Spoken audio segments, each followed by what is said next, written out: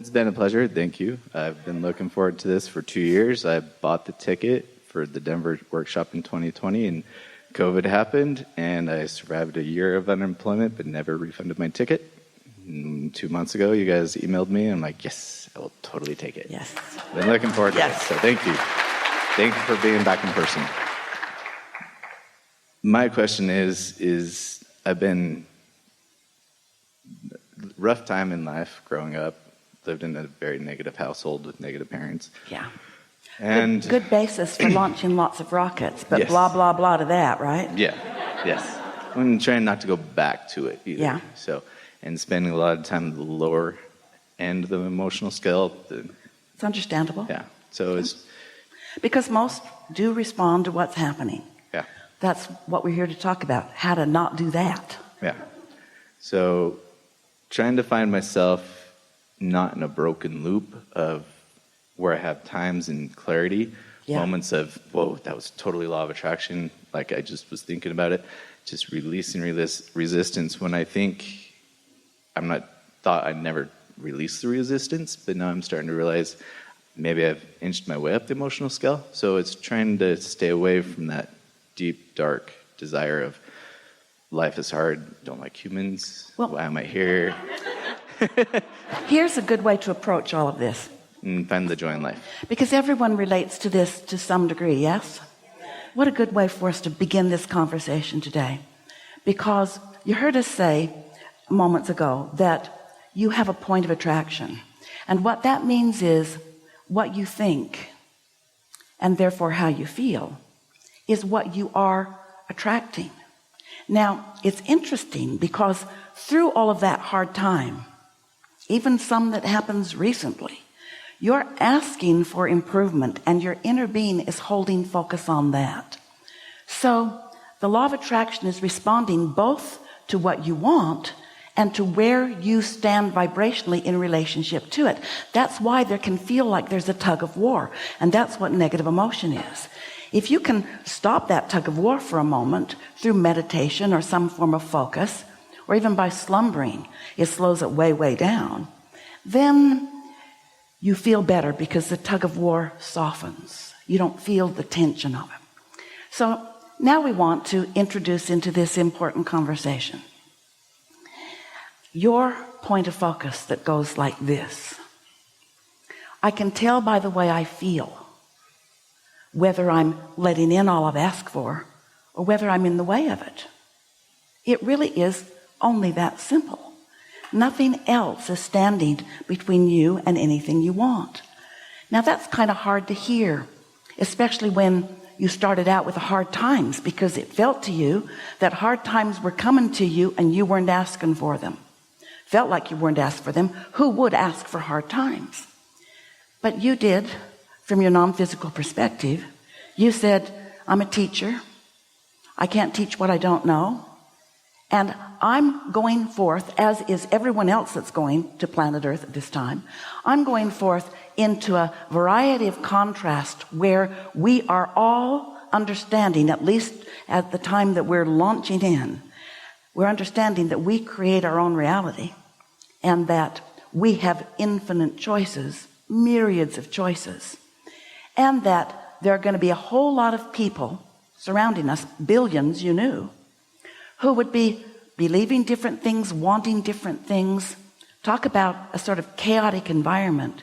And you said, I want to get good at this early on. I don't want a feathered nest. I don't want everything lined up around me so that all I have to do is weakly, lazily, sloppily, just observe and feel good about what I'm observing. And even that gets old no matter how good it is.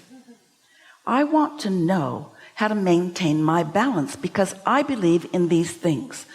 I believe in free will of 100% of the population on planet Earth, in the universe, because I know that the law of attraction responds to every vibrational frequency.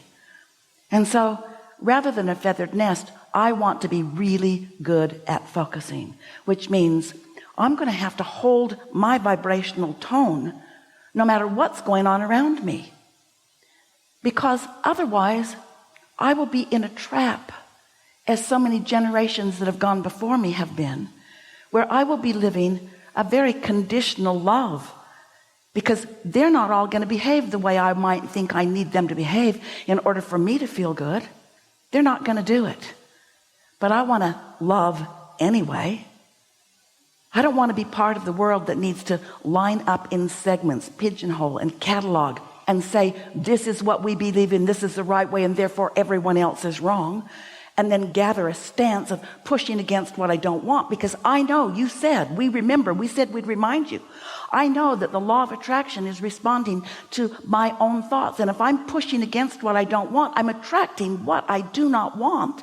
That's not why I'm going into this body. That's not what creation is about for me.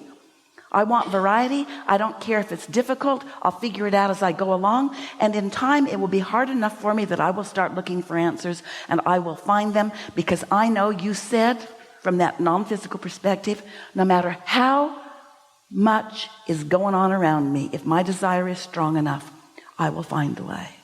Desire is a very powerful thing. And when you think about your inner being who's lined up there with you, who's focused with you, who's calling all cooperative components forth, when you ask, it is given. Someone should write a book.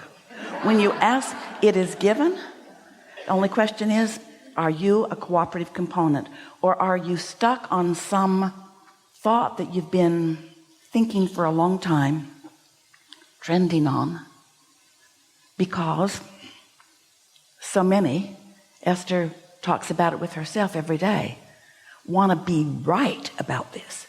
You live life and you gather lots of experiences and you have exposure to lots of things and you come to lots of opinions and you really believe that you're right. All of you do. Each one of you believe that you have the right perspective. You should have seen Esther and her daughter trying to decide where to place a piece of furniture the other day. It was really funny.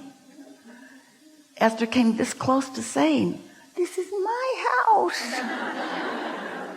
Because Tracy has good ideas too. And one idea was really as good as the other, but this is my house.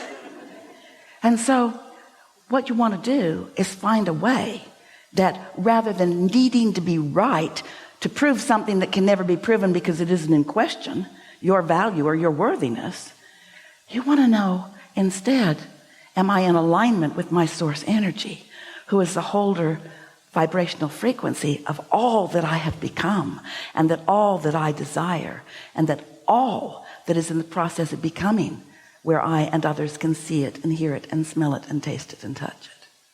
Yeah? That makes so much sense to you, doesn't it? As you hear it right now, you feel the resonance of that. So that means your work is, and you said such good words about this, when you're involved in life and you run across yet a new experience that causes you to feel a new pinch of negative emotion, that means this is an opportunity for me to release some resistance. But if it's a strong, hard pinch, if it's a very strong negative emotion, right here, right now, you're not going to do much to release the resistance. Usually you're going to double down and make your claim and explain why you're feeling it, and do your best to convince anyone involved why you're feeling it. But in time, as you can do less of that, then little by little, and these are the words that we want you all to take away from this gathering more than all others put together. Bit by bit, you will stop renewing your resistant pattern. Because if you don't keep renewing your resistant pattern about this or that or this or that or this or that, it will peter out. It will cease to exist. It will be clear attraction. You'll be a cooperative component because you've released that. Jerry used to tell the story of sitting in front of a fireplace when he was a kid. And sometimes there were some very popping logs on the fire that gave off a lot of sparks. And when one would hit a piece of his clothing, Jerry discovered very quickly, the faster he got that spark off, the less likely it was to damage his clothing. And negative thoughts are the same way in this sense. The faster you turn your attention from them, the faster you do not continue to activate them by your attention, the faster you do not continue to activate the vibration in you of that thing you're focused on, then the easier it is to do. But if it's something you've been carrying around for a while, don't try to do it right now. It'll just make you nuts. But first opportunity that you have, think it through. Think it through and just ask yourself, when you're not feeling the intensity of the negative emotion, really now, is this something that I want to continue to push against and continue to activate as a vibrational point of my attraction and continue to use as my current excuse to keep myself from this I want and this I want and this I want? Just reason with yourself when you feel better, and catch yourself when it's something light and easy to just, as Jesus said, turn the other cheek. Look at what you do want instead of what you don't want. It's hard to turn the other cheek sometimes, though. Well, now we just gave you 18 minutes of the best work we have. I know. And you just did what almost everyone does. You stuck to where you are because vibrational patterns don't change instantly. In other words, this may sound like so many words to you, but they are so many words about laws of the universe that as you hear them and integrate them and apply them, and most of all, care so much more about feeling good than anything else, so much more about feeling good than anything else, so much more about feeling good than anything else, we know for sure that even though it's hard, don't start with the hardest things, start with the easiest things, and show yourself how you can focus by deliberate intent. That's what a deliberate creator does. And that's why you chose the life you chose. You want to be a deliberate creator. You said, don't make it easy. I want to get this down good because I'm going to be a teacher in a world where so many people believe so many bogus things and have so many flawed premises that are keeping them from the magnificent lives that they want and deserve. I'm going to get this. I'm going to focus, and I don't need smooth sailing to focus.